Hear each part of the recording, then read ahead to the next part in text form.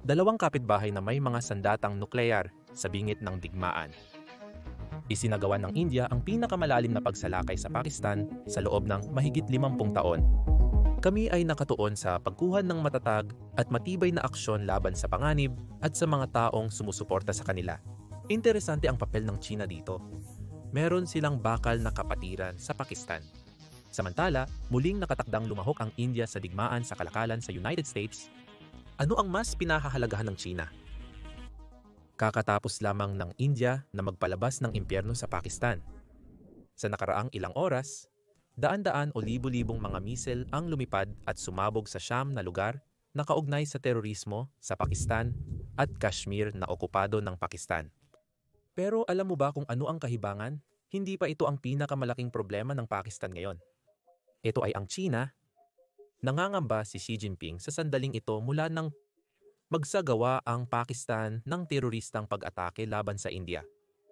Noong ika-22 Abril, 2025, 5 armadong terorista na may dalang M4 carbines at AK-47 ay tumawid sa India at pumasok sa Pahalgam, isang kilalang tourist spot sa Kashmir. Katulad ng mga atake sa Israel na sadyang hinahanap ang mga sibilyan, sinadyang tinugis, pinagtirhan, at pinapatay ng walang awa ng mga lalaking ito ang 12 ng sibilyang Hindu. Pinigil nila isa-isa ang mga turista at pinilit patunayan na Muslim sila sa pamamagitan ng pagbigkas ng isang talata mula sa Quran. Pinapalaya nila ang nakapasa. Ang hindi, sinusuri kung tuli sa pamamagitan ng pagpapababa ng pantalon, isang karaniwang gawain sa mga Muslim ngunit hindi sa mga Hindu. Karamihan sa mga lalaking Hindu na hindi pumasa sa pagsusulit ay pinatay agad doon. Pinapanood ito ng kanilang mga asawa, mga anak at mga kaibigan. Ngayon, naiwan sila na may trauma na hindi nawawala. At iyan ang eksaktong dahilan kung bakit hindi na nagpipigil pa ang India. Sila'y gumaganti na may malupit na paghihiganti. Madadawit ang China dito kahit gusto man nila o hindi. Dahil kung hindi ito makikialam, ang daan-daang bilyon na kanyang inilagak sa Pakistan ay hindi lamang masusunog, pati na rin ang buong estratehiya nito sa Timog Asya. Kung hindi pa sapat iyon, ang militar ng Pakistan ay malaki ang pagkakasandal sa mga armas na gawa ng China. Karamihan sa mga ito ay hindi pa nasubukan sa tunay na labanan na sapat na intense upang tunay na masubukan kung sila'y epektibo tulad ng ipinagmamalaki ng China. Ang patuloy na tunggalian ang unang tunay na pagsubok sa larangan ng digmaan para sa teknolohiyang militar ng Beijing. At mukhang hindi ito maayos na nagaganap. Nabigong protektahan ng mga radar at sistema ng depensa sa missile mula China ang himpapawid ng Pakistan na nagpahintulot sa India na tamaan ang bawat target, kabilang ang isa na nakakatakot na malapit sa Lahore mismo. Nakakahiya pa, ang JF-1 Thunder, isang advanced na fighter jet ng ika-4 na henerasyon na gawa sa China, ay na-shoot down na. Ito ay isang malaking kahihiyan para sa parehong Islamabad at Beijing. Kung lumaki sa full-scale na digmaan ang tunggaliang ito, walang mag-aalala kung sino ang nagpasimula. Matatapos ang laro ng pagbibintang at magsisimula ang reaksyon ng kadena. Lahat ng mayroong kahit na isang piraso ng impluensya, malapit o malayo, ay mahihila dito, at ang China ay magiging sa unahan ng linyang iyon. Ang YouTube at mga bot ng Partido Komunista ng China ay hindi gusto ang mga video na may kaugnayan sa digmaan at pumupuna sa Partido Komunista ng China. Sa video na ito, kailangan namin ang iyong tulong higit kailanman. Pakipindot ang paborito at mag-subscribe sa ibaba. Nakakatulong ito sa YouTube algorithm. Alam nating gustong tawagin ng China at Pakistan ang kanilang sarili bilang mga kapatid na bakal na kaalyado sa lahat ng panahon. Nagsimula ang malalim na samahan ng Pakistan at China noong 1951 nang kinikilala ng Pakistan ang bagong Republikang Bayan ng China. Mula noon, bumuhos ang Beijing ng malaking pera sa Islamabad, kung saan ngayon, 1/3 ng panlabas na utang ng Pakistan. Humigit kumulang sa $30 bilyon ay utang sa mga bangko at manghihiram ng China, ginagawa itong pinakamalaking kreditor ng Pakistan. Kung tutuusin, wala talagang pakialam ang China sa kahusayan o pangmatagalang kasaganaan ng Pakistan. Para sa Komunistang Partido ng China, Pakistan ay isang estratehikong cash cow at ang China-Pakistan Economic Corridor ang paraan kung paano nila ito ginagatasan. Ang China-Pakistan Economic Corridor, $1.62 bilyong proyekto ay nasa puso ng Belt and Road Initiative ng China. Kabilang dito ang malawak na network ng mga highway, tren, fiber optic cables, planta ng kuryente, at industrial park na nag-uugnay sa Kashgari at Xinjiang ng China sa Ghaddar Port ng Pakistan sa Arabian Sea. Nakakuha ang China ng 40 taong lease na nagbibigay sa kanila ng kontrol sa pantalan ng Ghaddar, na nagpapahintulot sa Beijing na makuha ang halos 70% ng lahat ng kita nito. Samantala, nagmamadali ang Pakistan para sa anumang natitira. Ang nakangatanan naman yung, ang nakakaluwakang bahagi ay matalinong isinaayos ng China ang mga kontratang to sa paraang halos imposible para sa Pakistan na talagang mabayaran ang malalaking utang na kaugnay ng mga proyektong ito. Sa madaling salita, ang mga tuntunin ay ganap na hindi pabor sa Pakistan mula sa unang araw. Ang mga kumpanyang Chino ay binigyan ng malalaking bahagi ng equity, magandang mahabang panahon ng mga lease, at garantisadong mga bayad. Dagdag pa rito, pumayag ang Pakistan na bumili ng kuryente mula sa mga planta ng China-Pakistan Economic Corridor sa napakataas na fixed rates na kailangan nilang bayaran, anuman ang kalagayan ng kanilang ekonomiya. Sa katunayan, ilan sa mga kasunduang ito ay nangako sa mga mamumuhunan ng China ng malalaking balik-puhunan na umaabot ng hanggang 34.5% bawat taon. Sa ganitong kondisyon, tiyak na lubos na malulunod sa utang ang Pakistan sa hinaharap. Sa huli, wala nang mapagpipilian kundi ibigay ang permanenteng kontrol at karapatan sa mga pangunahing infrastruktura tulad ng pantalan, planta ng kuryente at highway sa China. Ito ay isang klasikong utang na bitag na nakahuli na sa maraming iba pang mga bansa. Ngunit hindi lamang para sa mabilis na pera o malalaking balik ang China sa ganitong sitwasyon. Ang tunay na benepisyo na nakukuha ng China mula sa China-Pakistan Economic Corridor ay higit pa sa pera. Nagbibigay rin ito sa China ng isang napakahalagang alternatibong ruta ng pagpapadala na nagpapahintulot sa mga tangke ng langis at barko ng kargamento nito na maiwasan ang makitid at mahinang Strait of Malacca. Halos 80% ng inaangkat na langis ng China ay dumadaan sa makipot na daanang ito na maaaring harangin ng hukbong pandagat ng Estados Unidos o mga katunggaling regional tulad ng India sa isang krisis sa geopolitika o militar na konfrontasyon. Ito ang dahilan kung bakit napakahalaga ng China-Pakistan Economic Corridor sa estratehiya. Nagbibigay ito sa China ng isang kritikal na backup na ruta na lubos na nagbabawas sa kanilang kahinaan. Batid ito ng India, kaya't kung susubukang makialam o magpadala ng suportang militar ang China sa Pakistan, magiging pangunahing target kaagad ng militar ng India ang China-Pakistan Economic Corridor. Bilang pagbibigay katwiran sa atake, bukas na idineklara ng India ang buong koridor bilang paglabag sa kanyang teritorial na soberanya. Dahil direkta itong pumunta sa lupaing opisyal na inaangkin ng India. Nag-aalala ang India sa Ghaddar Port, ang katimugang dulo ng China-Pakistan Economic Corridor, dahil pinaghihinalaang magiging naval base ito ng China. Upang lubos na maunawaan kung gaano talaga kahina ang China dito, tingnan natin ng malapitan ang mapang ito. Nagsisimula ang China-Pakistan Economic Corridor sa rehiyon ng Xinjiang ng China. Tumatawid ito mula roon papuntang Pakistan sa pamamagitan ng makitid na Khunjerab Pass, isang daanang bulubundukin. Pagkatapos nito, bumaba ito papuntang Gilgit-Baltistan, isang sensitibong rehiyon na inaangkin ng India bilang bahagi ng Jammu at Kashmir. Sa madaling salita, ang malaking proyektong pinunduhan ng China ay dumaan sa pinagtatalunang teritoryo. Para sa India, ito ay isang bukas na insulto at direktang hamon sa kanyang autoridad. Ang bilyong dolyar na inilagak ng China sa China-Pakistan Economic Corridor ay nanganganib maging walang halaga dahil sa mga nagsisimulang tunggalian.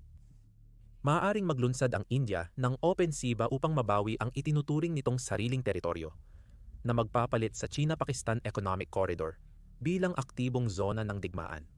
Batid ng China ang panganib sa lugar, kaya libo-libo ang kanilang sundalo na nakatalaga rito, na desperadong pinoprotektahan ang kanilang pamumuhunan at pananatilihin ang kontrol. Subalit ang totoo, kapag sumiklab ang tunay na digmaan, hindi mahalaga ang mga tropang naroroon. Ang bilyon-bilyong dolyar na inilaan ng China para sa pagtatayo ng mga highway, power plant at infrastruktura ay malalagay sa panganib. Madaling mga target sa direkta na saklaw ng Indian artillery, mga missile at mga jet na labanan. Hindi natin pinag-uusapan ang tungkol sa mga hipotetikong long-range na pag-atake. Ang mga lugar na ito ay posibleng maging biktima ng nakamamatay na tumpak sa loob ng ilang sandali. Sa Pakistan, kahit may malalim na pag-asa sa pera at suportang militar ng China, nabibigo sila sa pagtatanggol ng mga proyektong madaling masira. Bumabagsak ang ekonomiya ng Pakistan at manipis na rin ang kanilang militar. Dahil sa mga pagsalakay ng India na tumama sa mga target sa loob ng Pakistan, ang Beijing ay nasa harap na ng isang mahalagang desisyon. Direktang tumulong upang pangalagaan ang bilyon-bilyong dolyar na pamumuhunan o malagay sa panganib na mawala ang lahat. Ngunit gaya ng madalas mong makikita, ito'y talagang hindi malamang at ipapaliwanag ko kung bakit ngayon din. Ngunit una, lumipat muna tayo paunti sa timog ng ating mapa. Dahil kahit gaano kalaki ang gulo sa Hilaga, ang sitwasyon dito sa Balochistan ay talagang mas masahol pa para sa China. Kung di mo gaanong alam ang tungkol sa Balochistan, huwag mag-alala, marami ring katulad mo. Marami ang hindi nakakaalam, pero hayaan akong magpaliwanag bakit importante ang rehiyong ito ngayon. Katulad ng tunggalian sa hilaga ng Pakistan, sa okupadong Kashmir, ang mga problema sa Balochistan ay nagsimula rin sa kapanganakan ng Pakistan noong 1947. Noong paghahati ng British India sa India at Pakistan, hindi pa tiyak ang Balochistan kung gusto nitong mapabilang sa bagong bansang Pakistan. Bago opisyal na naging bansa ang Pakistan, ang malaking bahagi ng tinatawag ngayong Balochistan ay kabilang sa hiwalay na prinsipadong Estado ng Kalat. Ang pinuno doon, kilala bilang Khan ng Kalat, sa simula ay wala talagang interes na sumali sa Pakistan. Nais niya ang ganap na kalayaan para sa kanyang rehiyon. Ngunit ang Pakistan ay may ibang plano. Sa ilalim ng presyon mula sa Islamabad, sumuko ang Khan ng Kalat at sumang-ayon na sumali sa Pakistan noong 1948. Hindi lahat ay sumang-ayon sa desisyon na ito. Ang kapatid mismo ni Khan, si Prinsipe Abdul Karim, ay agad na nagrebelde. Si Abdul Karim ay tumakas patungong Afghanistan, nagtipon ng mga lokal na mandirigma, at naglunsad ng unang armadong rebelyon laban sa Pakistan noong Hulyo 1948. Ang rebelyong iyon ang nagpasimula ng mga dekadang tensyon at alitan na nagpapatuloy hanggang ngayon. Ngayon, marahil nagtataka kayo kung bakit patuloy pa ring lumalaban ang mga taga-Balochistan makalipas ang halos 8 dekada. Ito ang mga mahahalagang bagay na dapat mong malaman. Una, napakalawak ng Balochistan. Ito ang pinakamalaking lalawigan ng Pakistan na sumasaklaw sa mahigit 40% ng kabuuang lupain ng bansa. Ito rin ay puno ng malalaking reserba ng natural na gas, malalaking minahan ng tanso, deposito ng ginto, mga patlang ng langis. Ibig sabihin, anuman ang maisip mo. Posibleng may nito sa ilalim ng lupa sa Balochistan. Sa kabila ng napakalaking kayamanan, ang mga taong nakatira doon ay ilan sa pinakamahirap sa bansa. Kahit mahigit 40% ng natural na gas ng Pakistan ay nagmumula sa Balochistan, maraming residente doon ay walang koneksyon ng gas sa kanilang sariling mga tahanan. Sa halip, ang mga kayamanan mula sa natural na yaman ng Balochistan ay direktang inilalaan sa Islamabad at mayayamang lalawigan gaya ng Punjab. Ano ang natatanggap ng mga lokal na tao bilang kapalit? Karamihan ay polusyon, pagpapabaya, kahirapan, at mga walang laman na pangako. Kakulangan o kawalan ng mga pangunahing pangangailangan tulad ng mga paaralan, ospital, at malinis na tubig na maiinom ang nararanasan sa maraming bahagi ng Balochistan. Sa politika, ang mga lokal na leader ng Baloch ay regular na hindi pinapansin, isinasantabi o ganap na isinasara ng mga makapangyarihang dayuhan, mga elitista sa politika o ng militar ng Pakistan. Sa lahat ng pangyayari, malamang iniisip mo ang frustrasyon ng mga lokal nang dumating ang China noong huling bahagi ng 2,000 taon, handang gumastos ng bilyong dolyar para magtayo ng kalsada, rails ng tren, at pipeline sa kanilang tribong lupa. Sa simula, gumawa ang China ng malalaking pangako. Sila'y nagsalita tungkol sa paglikha ng libu-libong bagong trabaho, nagdala ng mas magandang buhay, mga oportunidad, kayamanan, at sa pangkalahatan ay nagpaparamdam sa mga lokal na parang sila'y nakatagpo na ng ginto. Subalit ang mga pangakong iyon ay hindi natupad. Sa halip, nagising ang mga lokal sa ibang katotohanan. Mga tropang Pakistani sa lahat ng dako, mga manager na Chino, ang namamahala, at mga highway na dumadaan sa lupain ng tribo na pag-aari nila ng maraming henerasyon. Naglipa na ang mga dayuhang bandila at checkpoint sa kanilang mga bayan. Di naglaon, hindi na namukhaan ng mga lokal ang sarili nilang kapitbahayan. Natural lamang na ang naipong frustrasyon ay mabilis na naging marahas dahil hindi ito parang pakiramdam ng pagiging nasa bahay. Ang mga lokal na rebelding grupo, partikular ang Balochistan Liberation Army o Balochistan Liberation Army, ay nagsimulang direktang atakihin ang mga Chinese project at personnel. Noong Abril 2022, isang suicide bomber ang umatake sa isang universidad sa Karachi, na pumatay sa 3 gurong Tsino na nagtatrabaho doon. Noong 2021 sumabog ang isang bomba sa bus na may mga inhinyerong Tsino na pumatay sa siyam sa kanila. Ito ay ilan sa mga kilalang insidente na nagiging pangunahing balita sa buong mundo. Sa katotohanan, talagang mayroong mga 12-dosenang iba pang maliliit ngunit nakamamatay na mga pag-atake na naglalayong saktan ang mga manggagawang Tsino, mga ininyero, mga konvoy at infrastruktura sa buong Balochistan. Ang China at Pakistan ay nahaharap sa malaking problema sa pagbabalik ng kontrol ng Taliban sa Afghanistan noong 2021. Noon, inakala ng karamihan na mananatiling kaalyado ng Pakistan ang Taliban. Sa kabuuan, bukas na sinuportahan at pinagkupkop ng Pakistan ang Taliban sa mahabang panahon. Ngunit sa kasamaang palad, hindi iyon ang nangyari. Pagkatapos muling makuha ang kapangyarihan, agad na hindi nagtiwala at nagustuhan ng Taliban ang Pakistan at naging masama ang kanilang relasyon. Mula nang muling nakuha ng Taliban ang kapangyarihan, patuloy silang nagkakabanggaan ng marahas sa mga sundalo ng Pakistan sa kanilang hangganan at lumalalala ang sitwasyon. Noong Disyembre 2022 inatake ng Taliban ang ilang outpost ng hangganan ng Pakistan malapit sa Chaman, na nagresulta sa pagkamatay ng maraming sundalo ng Pakistan at nagdulot ng matinding tensyon.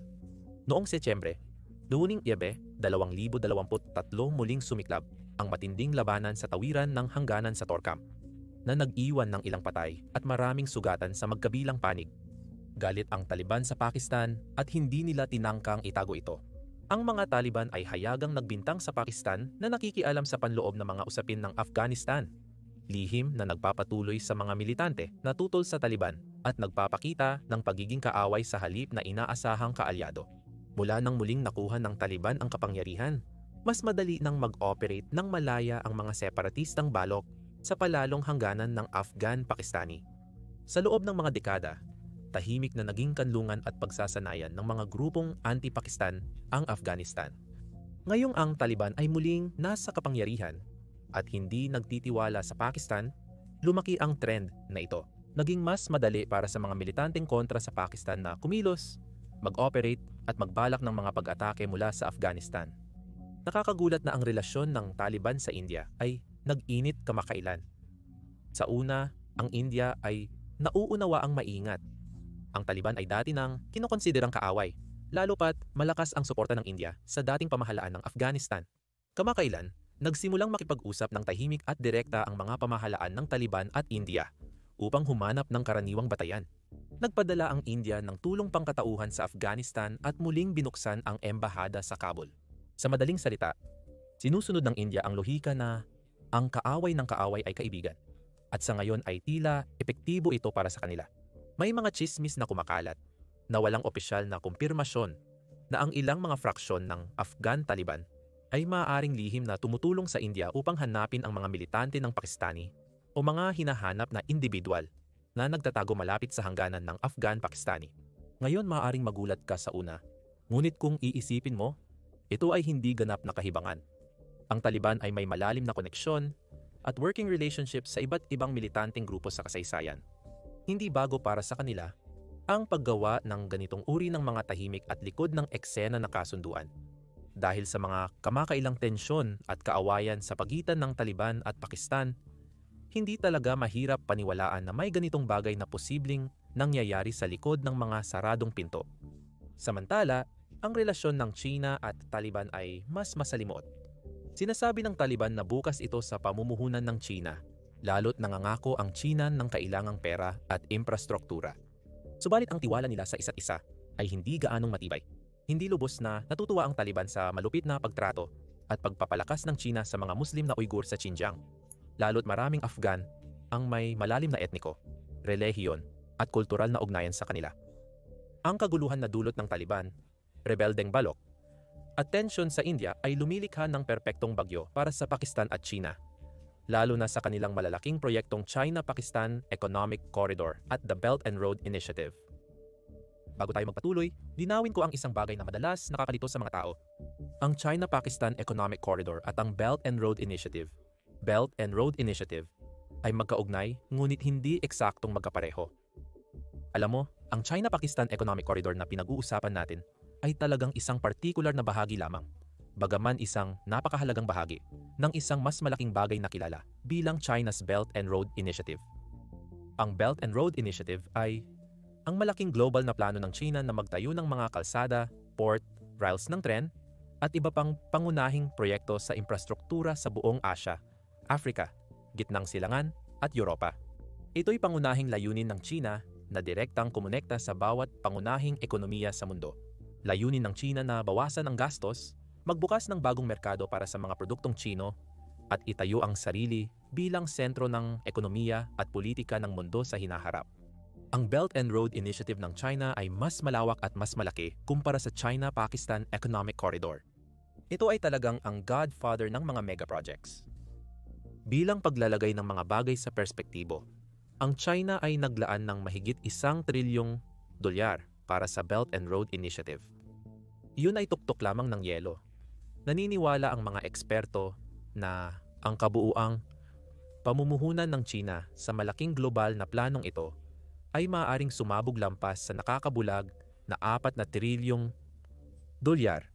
sa huling bahagi ng 2030. Tama, trilyon na may T ang pinag-uusapan natin. Halaga ito na sapat para mabago ng lubos ang ekonomiya, politika, at dinamika ng kapangyarihan sa mundo para sa mga susunod na henerasyon. Nang i-anunsyo ng China ang mga proyektong pang-infrastruktura, maraming bansa ang kumilos dahil sa potensyal na kita at yaman na inakalang makukuha nila.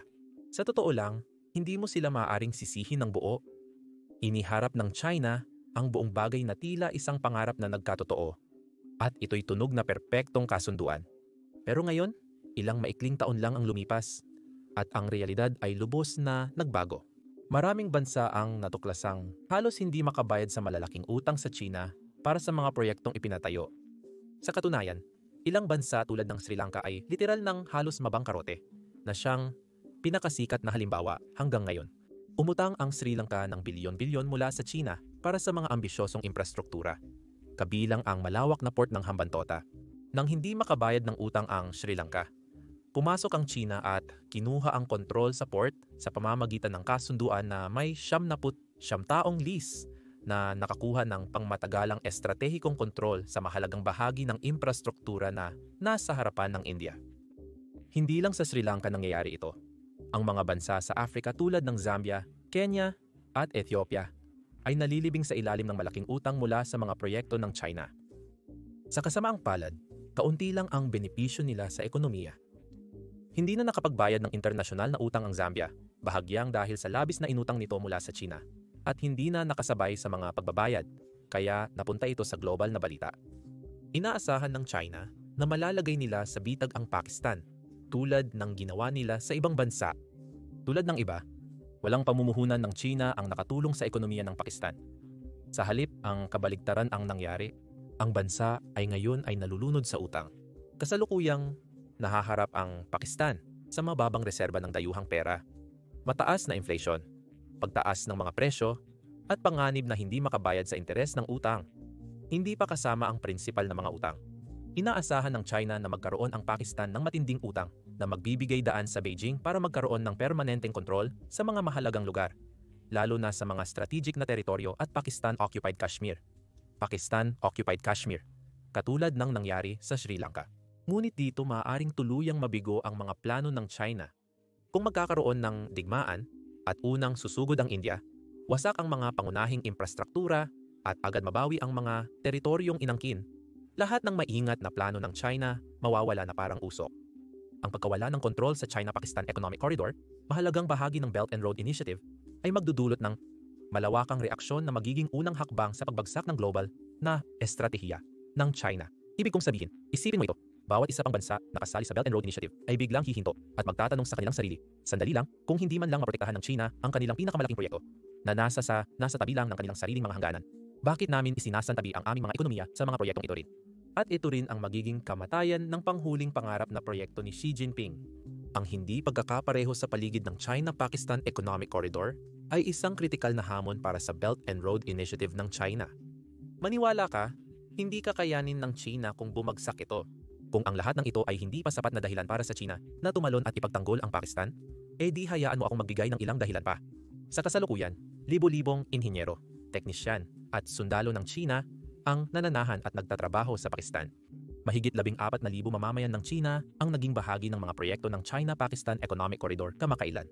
Marami sa kanila ay nakakumpol sa mga mapanganib na lugar sa Balochistan tulad ng Gwadar, kung saan ang mga militante at insurgente ay paulit-ulit na pinag-target ang mga manggagawang Chino noon.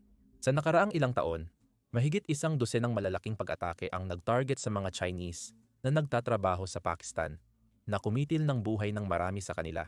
Ang mga diplomatiko ng China ay hayagang nagpahayag ng kanilang pagkadismaya, kahit tinawag itong hindi katanggap-tanggap na maatake ng 2 beses sa loob ng 6 na buwan. Kaya nagpadala ang Beijing ng sariling koponan ng seguridad na may kasamang mga sasakyang may pananggalang para direktang protektahan ang mga sensitibong proyektong ito.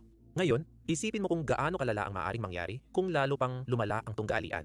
Mabuti para sa mga Chino, ang mga pag-atake ng India ay nananatiling limitado sa Muzaffarabad, Kotli, Bagh at mga napiling target sa Punjab. Ngunit huwag magkamali, malapit din ang Gwadar at ang nalalabing bahagi ng Balochistan. Sa sandaling pataasin ng China ang tensyon o subukang magpakabayani, bawat manggagawang Chino, bawat teknisyan at sundalo, kasama ang kanilang mga pamilya sa Karachi, Lahore, Gwadar at sa buong Pakistan ay agad na magiging isang potensyal na target. Haharapin ng China ang logistikong hamon sa paglikas ng libu-libong mamamayan mula sa aktibong digmaan, habang pinoprotektahan ang bilyon-bilyong dolyar na mahina nitong infrastruktura.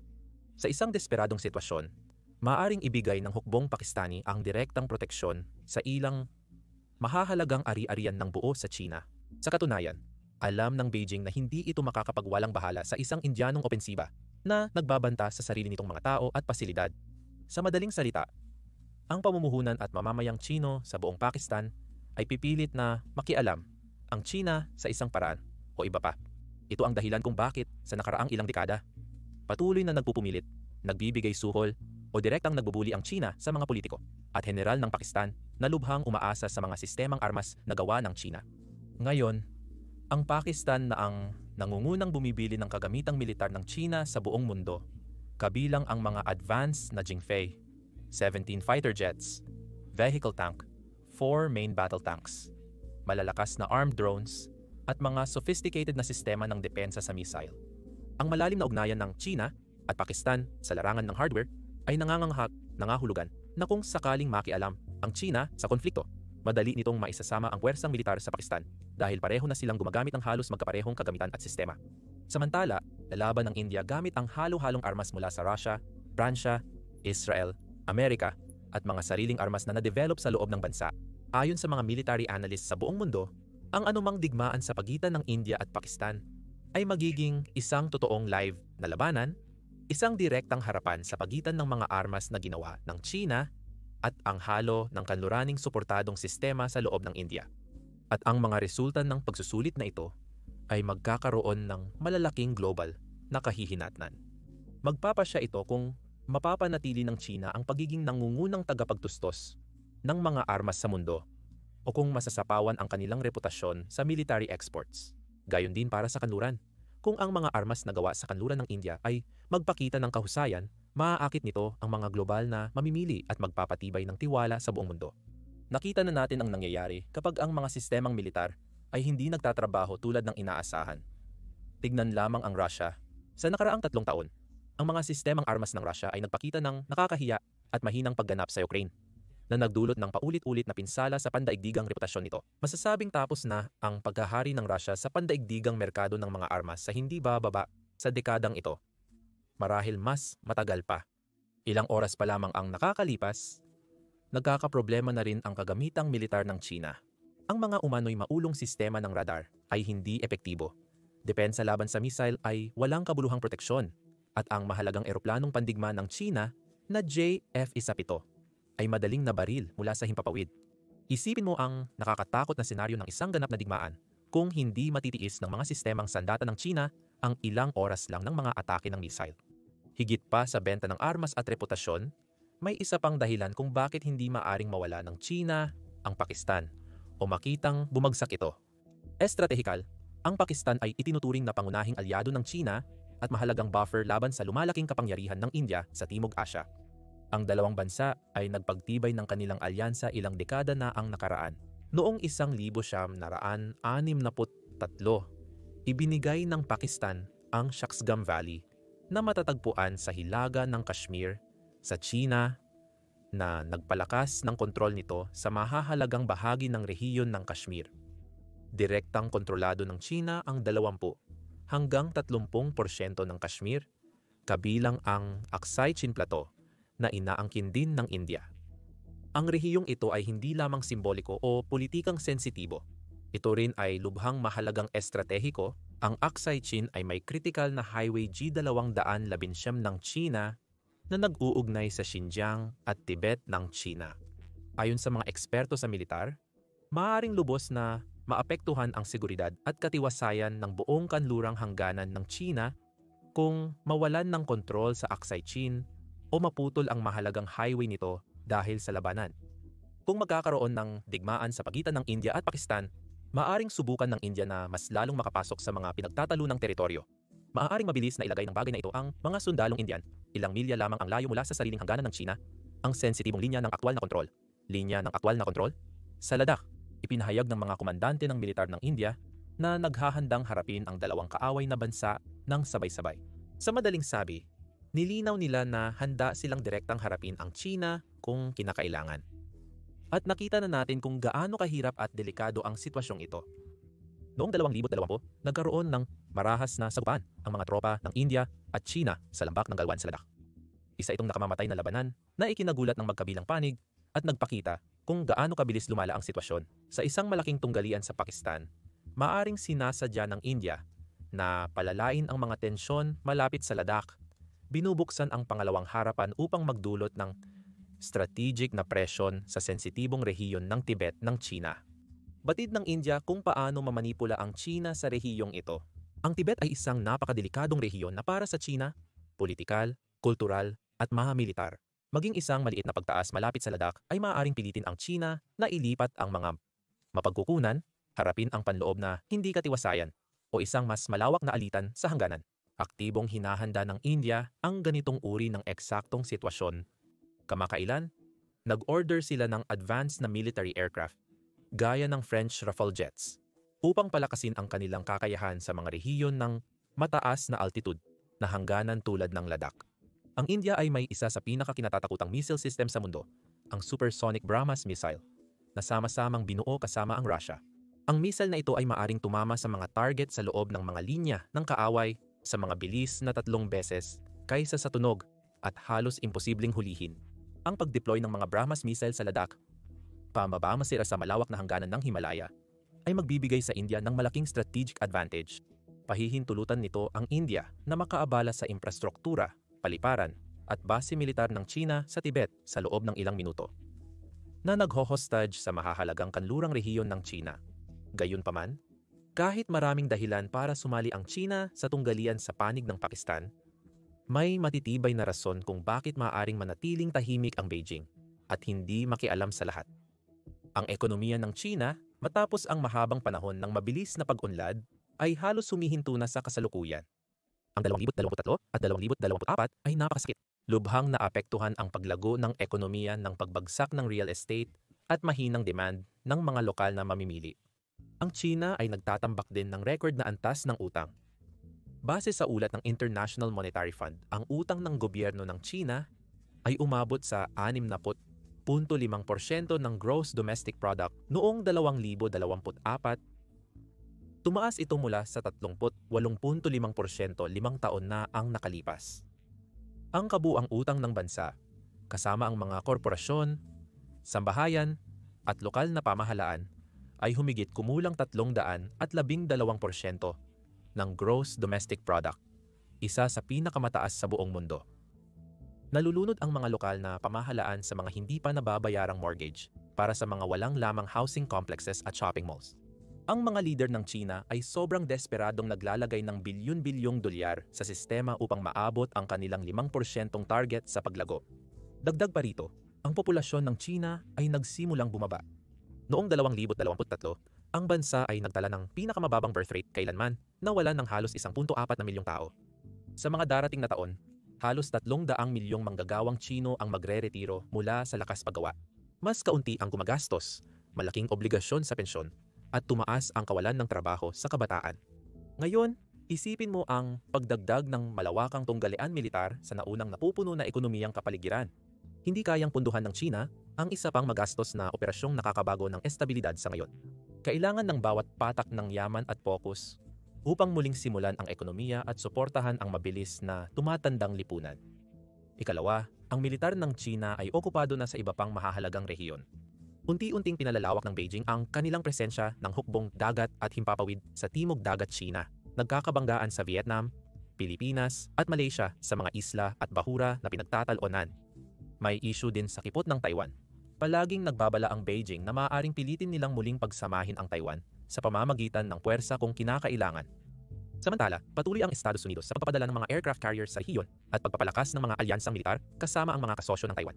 Nauunawaan ng China ang panganib na dulot ng pagsabog ng sitwasyon. Sa lahat ng mga nangyayari, ang pagbukas ng ikatlong harapan laban sa India sa Himalayas ay magiging kapahamakan. Kung sumiklab ang digmaan, mahahati ang militar na mapagkukunan at pokus ng China. Pipilitin ang Beijing na mag-alis ng tropa, missile, jet, at asset ng hukbong dagat mula sa kritikal na lugar tulad ng Taiwan at Timog Dagat ng China. Mas malala, digmaan sa Himalayas ay maaring lumala at mahila ang mas malalaking kapangyarihan sa mundo. Paano kung sinuportahan ng United States Navy ang India? O kung napilitan ang Russia na suportahan ang China sa militar? Ayaw talagang isugal ng China ang ganitong sitwasyon at hindi lang sila ang lubos na mag-aalala. Ang digmaang rehiyonal na may kinalaman sa China ay kagyat na magpapaguho sa pandaigdigang politika. Unti-unti nang lumalapit ang Estados Unidos sa India sa pamamagitan ng mga alyansa tulad ng Quad at iba pang bilateral na kasunduan sa depensa.